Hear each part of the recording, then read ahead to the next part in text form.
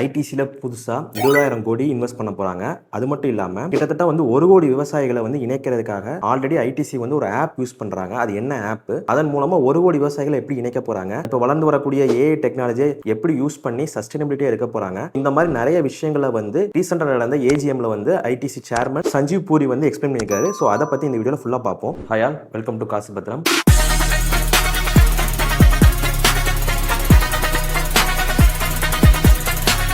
இன்னைக்கு நம்ம இந்த வீடியோவில் என்ன பார்க்க போறோம்னா, ஐடிசி ரீசெண்டாக வந்து ஒரு ஏஜிஎம் வந்து கண்டக்ட் பண்ணிருக்காங்க. ஏஜிஎம்னா ஆனுவல் ஜெனரல் மீட்டிங். ஸோ இந்த ஆனுவல் ஜெனரல் மீட்டிங்ல வந்து ஐடிசியோட சேர்மன் சஞ்சீவ் பூரி அவர் என்ன சொல்லியிருக்காரு, அதை பத்தி இந்த வீடியோவில் நம்ம ஃபுல்லா பார்க்க போறோம். இந்த ஏஜிஎம் வந்து இன்வெஸ்டர்ஸ்க்கு வந்து எதனால முக்கியம் அப்படின்னு பாத்தீங்கன்னா, நெக்ஸ்ட் ஒரு 5 இயர்ஸ் ஆர் 10 இயர்ஸ்ல வந்து கம்பெனி வந்து என்னென்ன பண்ண போறாங்க அப்படிங்கிறதுக்கான ஒரு ஃபோர்காஸ்ட் மாதிரியானது தான் இந்த ஏஜிஎம் ஜெனரல் மீட்டிங். இந்த மீட்டிங் என்ன நடக்கும்னா, சேர்மன் வந்து நாங்க வந்து இந்த கம்பெனில வந்து இந்த பிளான்லாம் வச்சிருக்கோம், இவ்வளவு அமௌண்ட் இன்வெஸ்ட் பண்ண போறோம், இது இன்வெஸ்ட் பண்றதுனால இப்ப கம்பெனி வந்து இவ்வளவு தூரத்துக்கு போகுது, அந்த மாதிரி அவங்க என்னென்னலாம் பண்ண போறாங்களோ அந்த விஷயங்களை பத்தி பேசுவாங்க. அது மட்டும் இல்லாம கம்பெனி வந்து இப்ப எப்படி போயிட்டு இருக்கு, என்னென்ன ப்ராப்ளம் இருக்கு, என்னென்ன ரிஸ்க் ஃபேக்டர்ஸ்லாம் கம்பெனி ஃபேஸ் பண்ணிட்டு இருக்கு, அந்த மாதிரி எல்லா விஷயத்தையுமே வந்து சேர்மன் வந்து ஷேர் ஹோல்டர்ஸ்க்கு வந்து எக்ஸ்பிளைன் பண்ணுவாங்க. ஷேர் ஹோல்டர்ஸும் அவங்களுக்கு என்னென்ன டவுட்ஸ் இருக்கோ அதை இந்த மீட்டிங்ல வந்து கேட்பாங்க. ஸோ இந்த ஏஜிஎம்ல என்னென்ன நடந்தது அந்த மீட்ஸ் ஆஃப் மீட்டிங்கை வந்து ஒரு பிடிஎஃப் வந்து 3 days பேக் வந்து ஐடிசி வந்து மெயில்ல வந்து அனுப்பியிருந்தாங்க. அந்த பிடிஎஃப் வந்து இப்போ நான் எடுத்து வச்சிருக்கேன். ஸோ 1 by 1 வந்து என்னென்ன சொல்லியிருக்காங்க, ஐடிசி வந்து இப்போ நெக்ஸ்ட் 5 இயர்ஸ் 10 இயர்ஸ் வந்து என்னென்ன பிளான் பண்ணிட்டு இருக்காங்கிறத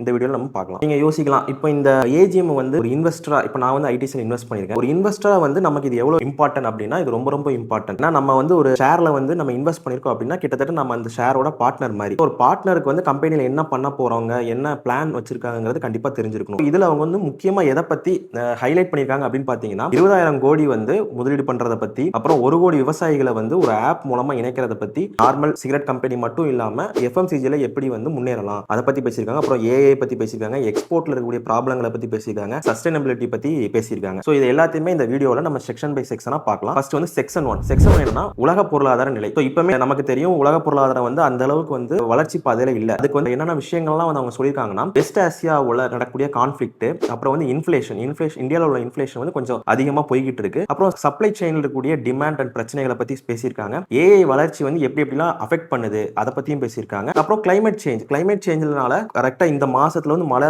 பெய்யும் நினைக்கிறோம். அந்த மழை பெய்யறதை நம்பி நிறைய விவசாயிகள் இருக்காங்க. மழை கரெக்டா பெய்யாதனால அந்த விவசாயிகள் பாதிப்படைறாங்க. ஐடிசி வந்து ஃபுல் அண்ட் ஃபுல் வந்து விவசாயிகளை தான் நம்பி இருக்காங்க. சோ அந்த விவசாயிகளுக்கு வந்து நிறைய லாபம் கிடைக்கல, நிறைய ஈல்டு கிடைக்கலங்கிறதுனால ஐடிசிக்கும் அது கொஞ்சம் பாதிப்பை ஏற்படுத்துது. சோ இதெல்லாம் பத்தி தான் நம்மளுடைய சேர்மன் வந்து பேசியிருக்காரு. இதை வந்து ஒரு ஷார்ட்டா வந்து டர்ன் அப்படிங்கிற மாதிரி ஒரு டேர்ம்ல வந்து குறிப்பிடுறாரு. டர்ன் அப்படின்னா அதோட ஃபுல் ஃபார்ம் என்னன்னா, turbulence, uncertainty, rapid change, novel strategies இப்படிங்கிற ஒரு டேர்ம்ல வந்து அவர் வந்து குறிப்பிடுறாரு. இந்த மாதிரி விஷயங்கள்லாம் எப்படி நம்ம வந்து ஓவர் கம் பண்ணி வளர்ச்சி பாதைக்கு கொண்டு போகலாம், அதுக்கான ஸ்ட்ராட்டஜிஸ் என்னங்கிறத அப்கமிங் செக்ஷன்ல பார்ப்போம். சோ இப்போ செக்ஷன் 2, ஏன் வந்து ஐடிசி வந்து இந்தியாவில வந்து இன்வெஸ்ட் பண்றான்னு நினைக்கிறாங்க, ஏன் வந்து ஐடிசி வந்து இந்தியாவை நம்புது, ஐடிசி வந்து இந்தியாவை எப்படி பாக்குறாங்கன்னா ஒரு க்ரோவிங் மேஜர் எக்கனாமியா பாக்குறாங்க. சோ அவங்க என்ன சொல்றாங்கன்னா, இந்தியன் கவர்மெண்ட் வந்து நிறைய திட்டங்களை வந்து முன்னெடுக்கிறாங்க. உதாரணத்துக்கு பாத்தீங்கன்னா make in India, Viksit Bharat, Atmanirbhar Bharat. So இந்த மாதிரி நிறைய திட்டங்களை வந்து இந்தியன் கவர்மெண்ட் வந்து முன்னெடுக்கிறது வந்து ஐடிசி மாதிரியான எஃப்எம்ஜி கம்பெனிக்கு வந்து ரொம்ப நல்லதா படுது. அடுத்தது வந்து பாத்தீங்கன்னா செக்ஷன் 3, ஐடிசியோட பர்ஃபார்மன்ஸ். சோ ஐடிசி வந்து கடந்த 5 வருஷங்கள்ல வந்து கிட்டத்தட்ட 83,000 கோடி வந்து நெட் ரெவென்யூ பண்ணிருக்காங்க. டிவிடெண்ட் மட்டும் 85,000 கோடி வந்து ஷேர் ஹோல்டர்ஸ்க்கு வந்து கொடுத்திருக்காங்க. அப்புறம்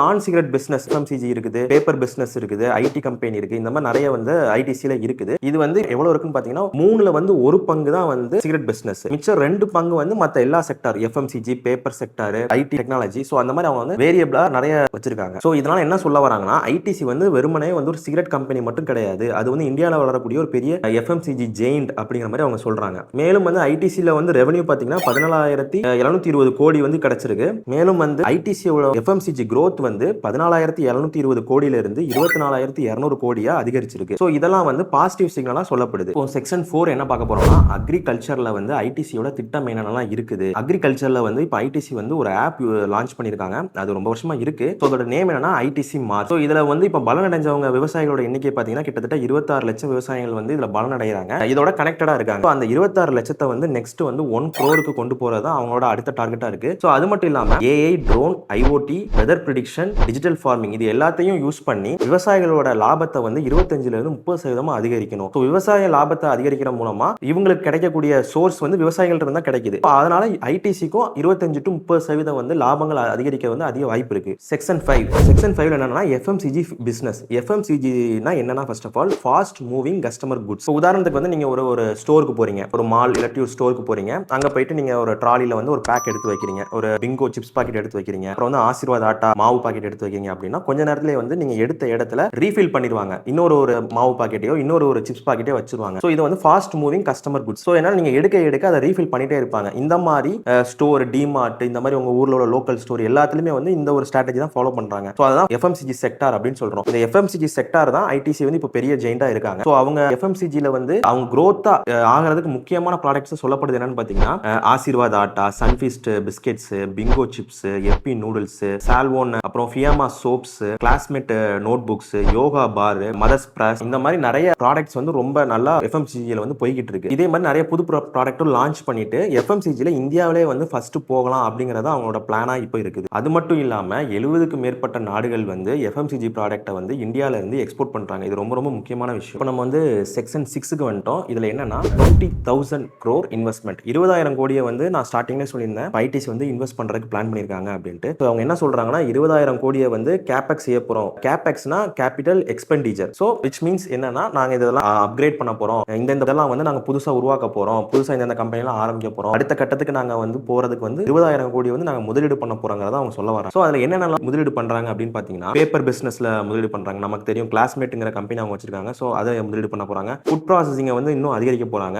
எக்ஸ்போர்ட் ஃபெசிலிட்டிஸ் வந்து இன்னும் கொண்டு வர போறாங்க. இப்போ நம்ம வந்து இந்தியாவில் யூஸ் பண்றதுக்கும் எக்ஸ்போர்ட்டட் குவாலிட்டிக்கும் நிறைய ஸ்டாண்டர்ட் வந்து டிஃபரெண்ட் இருக்கு. ஸோ அதுக்கேத்தாப்புல வந்து எக்ஸ்டெண்ட் பண்ண போறாங்க. ஏஐ டெக்னாலஜிஸ் வந்து அதிகமாக யூஸ் பண்ண போறோம் அப்படின்னு சொல்லியிருக்காங்க. இதனால என்ன ஆக போகுதுன்னா ஃபியூச்சர்ல வந்து ஒரு நல்ல growth வந்து ஐடிசிக்கு கண்டிப்பா இருக்க போகுது. அப்புறம் செக்ஷன் 7 பாத்தீங்கன்னா சஸ்டைனபிலிட்டிங்கிறது ரொம்ப ரொம்ப முக்கியமானது. சஸ்டைனபிலிட்டினா என்னன்னா தேவையில்லாம வேஸ்ட் பண்ணாம இருக்கிறது, எனர்ஜியை வேஸ்ட் பண்ணாம இருக்கிறது, ஃபியூவல் வந்து கொஞ்சமா யூஸ் பண்றது, எனர்ஜி எவ்வளவு முடியுதோ குறைவா யூஸ் பண்றது, வேஸ்ட் பண்ண ப்ராடக்ட்டை முடிஞ்சா ரீசைக்கிள் பண்ண முடியுதான்னு செக் பண்றது. ஸோ இந்த மாதிரி விஷயங்கள் வந்து சஸ்டைனபிலிட்டி பண்ணும்போது கம்பெனி வந்து லாங் ரேஞ்சில் வந்து நல்லா போகும். ஸோ அவங்க என்ன சொல்றாங்கன்னா 20 ஆண்டுகளா வந்து அவங்க என்ன நல்லா பண்ணிருக்காங்க அப்படின்னா கார்பன் பாசிட்டிவ் நல்லா பண்ணிருக்காங்க, வாட்டர் பாசிட்டிவ் பண்ணிருக்காங்க, சாலிட் வேஸ்ட் ரீசைக்கிளிங் பாசிட்டிவா பண்ணிருக்காங்க. ஸோ கார்பன் வேஸ்ட்னா வெளியே கொடுக்கக்கூடிய காத்து, நிறைய ஃபேக்டரிஸ்ல வந்து வெளியே நமக்கு வந்து ஏர் பொல்யூஷன் ஆகும், அதெல்லாம் முடிஞ்ச அளவு கார்பன் கம்மியா வெளியிட்டு இருக்காங்க. அப்புறம் வாட்டர் பாசிட்டிவ், வாட்டரை வந்து முடிஞ்ச அளவு வந்து வேஸ்ட் பண்ணாம யூஸ் பண்ணிருக்காங்க. அதே மாதிரி சாலிட் வேஸ்ட் முடிஞ்ச அளவு ரீசைக்கிள் பண்ணிருக்காங்க நிறைய. ஸோ அது மட்டும் இல்லாம இப்போ நெட் ஜீரோ ஆபரேஷனுக்கு வந்து மூவ் பண்ண போறாங்க. அதுக்கு வந்து அவங்க டார்கெட் எப்ப சொல்றாங்கன்னா 2050 வந்து டார்கெட் சொல்றாங்க. ஸோ நெட் ஜீரோ ஆபரேஷன் அப்படின்னா என்னன்னா இப்போ நான் ஆல்ரெடி நிறைய லிஸ்ட் பண்ணல, சாலிட வேஸ்ட் பண்ணக்கூடாது, ஏர் வேஸ்ட்